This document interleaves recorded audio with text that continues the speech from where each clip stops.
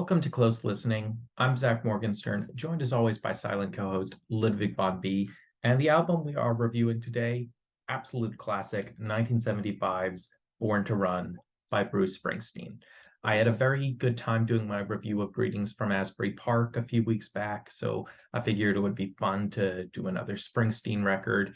The problem I had listening to this one is I already knew the two most famous songs on it, and those are two of the greatest popular songs ever recorded. In fact, I think Born to Run may be the single best popular song ever recorded. So the first few times I listened to this record, I was kind of underwhelmed because I already knew the best parts and the rest seemed kind of disappointing. However, once I gave it a few more listens and got over those unreasonable expectations for the other songs, I grew to quite like this one. So without further ado, let's get into breaking down the tracks. So it opens up with one of those tracks I just mentioned, Thunder Road. So I was reading a review of this album. I can't remember the one, unfortunately, but the reviewer mentioned that Thunder Road and the Born to Run album as a whole marked a departure from Bruce Springsteen's earlier works because in this song, he specifically refers to the inhabitants of his town as losers. There's a town full of losers. I'm pulling out of here to win. And this stands into contrast with a song like, say, Blinded by the Light, which is just a celebration of all the quirky, perhaps not always fully put together characters that Bruce Springsteen or the character in the song grew up with. As you'll see as I proceed with my own review, I don't necessarily accept the characterization that Thunder Road is about putting people down, but it does have a difference in feel. You know, Blinded by the Light feels very much like a Bob Dylan song in that it's about this vast, chaotic universe. Whereas with Thunder Road, Bruce Springsteen really finds his own voice in that he focuses on one character with one love interest, going on one somewhat linear journey as he escapes his own sense of mediocrity. So you both hear the early Springsteen in this song, but there's a wonderful focus to it. And music-wise, it's an epic crescendo from sort of very simple sounding piano playing and a stripped down sound at the beginning, building up to, an epic Phil Spector-esque, very produced rock and roll sound. Track number 2 is called 10th Avenue Freeze. This is a boogie-woogie song with some horn-drenched music to boot, and it's also characterized by its gravelly vocal. It seems to be a song just about the magnetism of rock and roll, with a vague suggestion that the singer was maybe on a bad path, but then rock and roll brought him in a good direction. I don't love this song, but I've come to appreciate it. There's certainly a fun intensity to it, especially when Bruce Springsteen screams 10th, 10th, 10th, 10th near the end of the song. Track number 3 is called Night. So both in its crescendoing piano-based music and the meanings of its lyrics, it reminds me of Meat Loaf's Bat Out of a Hell, a song that would be recorded a few years later. So quite possibly this is the inspiration. What makes Bruce Springsteen such a fascinating and iconic artist is his masculine intensity, intense singing imagery of cars and toughness, but never with the lack of sensitivity sometimes associated with masculinity. And when his songs do have politics, they tend to be progressive. So I guess that's the success of Bruce Springsteen. He appeals to maybe more conservative folks in that he is full of masculinity, but he also appeals to those of us more on the left because it's like masculinity absolutely free from any of the toxic characteristics. And this song, Night, in particular, it sort of bulges with that muscular sound, but it also channels that intensity in a progressive direction, wanting to break free from one's oppressive boss and from one's soul-crushing job. Track number 4 is called Backstreets. So if Night reminded me of the later Meat Loaf song Bat Out of Hell, Backstreets reminds me a little of the much later Meat Loaf song Objects in the Rearview Mirror May Appear Closer Than They Are.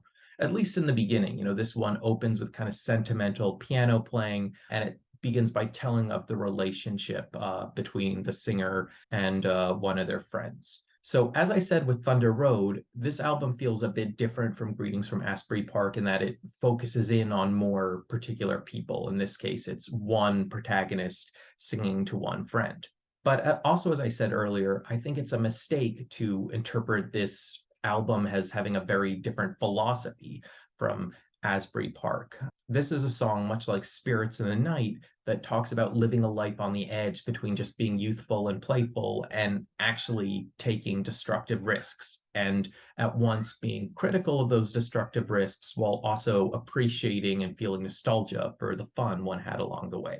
Track number 5, Bruce Springsteen's most famous song, and what I have long maintained is the best popular song of all time, Born to Run. So it has a dramatic opening with its drums.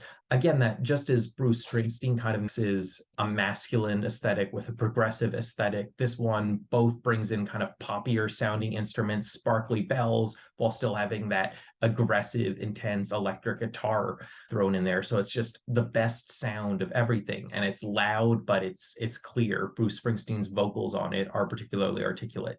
The lyrics might not be the most interesting thing, but I feel like they're the clearest, best synthesis of the Springsteen concept of, finding adventure in kids, not necessarily doing fancy things, but just enjoying their lives out on the road and trying to get a story out of that. Track number 6 is called She's the One. This is kind of a Baroque keyboard part playing in the background that gives it a distinct feel. You still have that roaring Springsteen vocal, but it's kind of a weird fusion with classical music. The lyrics on this one are kind of on the weird side because you'd see the title and expect it just to be a straightforward love song. Yet that's not really the direction the lyrics take. It's, if anything, what it's saying is people are prone to falling hopelessly in love because I guess it's our instinct to want to find a partner, to want to find someone we love. And this ends up meaning you'll have these strange interactions with someone and you'll see all these red flags, but you somehow convert that into still saying, but she's the one. Track number 7 is called Meeting Across the River. So, as has been a theme on this album, a conversation with a particular individual is yet again the subject of this one. On this song, that individual is named Eddie. Now, who knows if Eddie is really supposed to be a particular person? Back on Thunder Road, the singer sings to someone named Mary, but that name apparently was chosen after Springsteen cycled through various other names. So who knows how much specificity there actually is to these characters. When I listen to Meeting Across the River and look at the lyrics, I don't know if Eddie is supposed to be someone or even supposed to be a person who exists. Quite possibly they're a figment of the singer's imagination.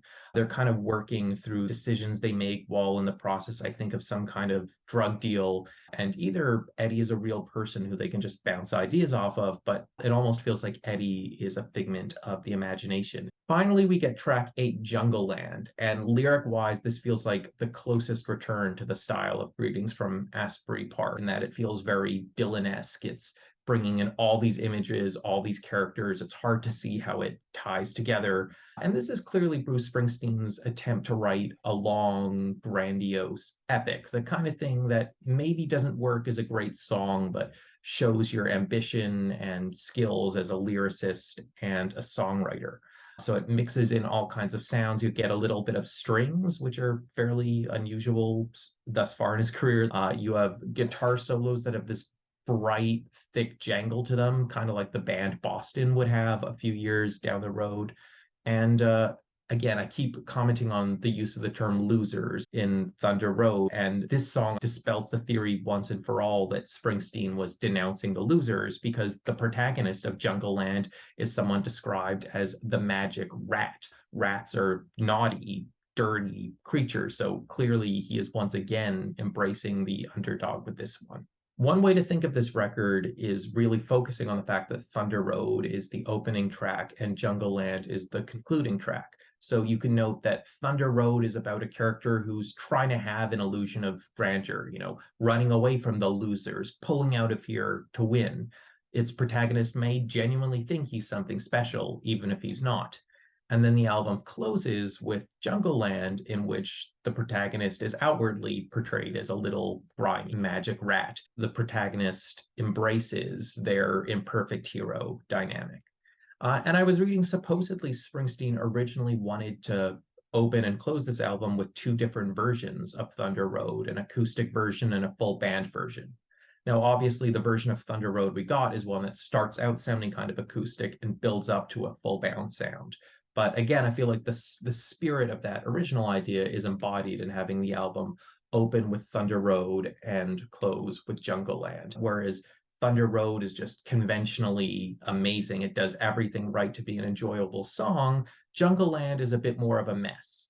And some of that might be that Springsteen got too ambitious, but I think some of it is also that it's going for a different feel. It's not romanticizing its hero in the same way. It's acknowledging that if you're going to be some kind of hero of the street, there are going to be real lows to go along with your highs. I've noticed that since Greetings from Asbury Park, Springsteen is emphasizing more the deep, gravelly part of his voice and sometimes gets a bit mumbly. As I'm listening to this one, I've also listened several times to his next album, Darkness on the Edge of Town. And with that one, I definitely think his voice starts to get too mumbly, like he plays up that style to the point where it's no longer quite enjoyable. So I may or may not make a review of that one, but with Born to Run, he's maybe starting to go a bit too far in that direction, but I still think he gets a nice balance, and this is indeed a very good album.